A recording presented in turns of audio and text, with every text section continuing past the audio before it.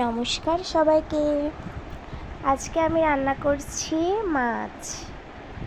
মাছগুলো সুন্দর করে ধুয়ে নিয়েছি। এগুলো হচ্ছে রুই মাছ। সুন্দর করে ধুয়ে ওখানের মধ্যে দিয়ে দিলাম হলুদ লবণ। সুন্দর করে হলুদ লবণ দিয়ে মাখিয়ে নিলাম। এরপর কড়াইতে তেল গরম করে নিয়েছি।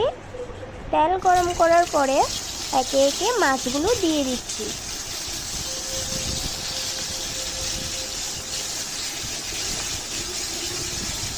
এই কাজগুলো একটু সাবধানে করবে। আর আমার ভিডিও যদি ভালো লাগে লাইক কমেন্ট করে পাশে থাকবে। মাছগুলো সুন্দর করে দিয়ে দিয়েছি। এখন এক পাশ ওপাশ করে ভেজে নেব।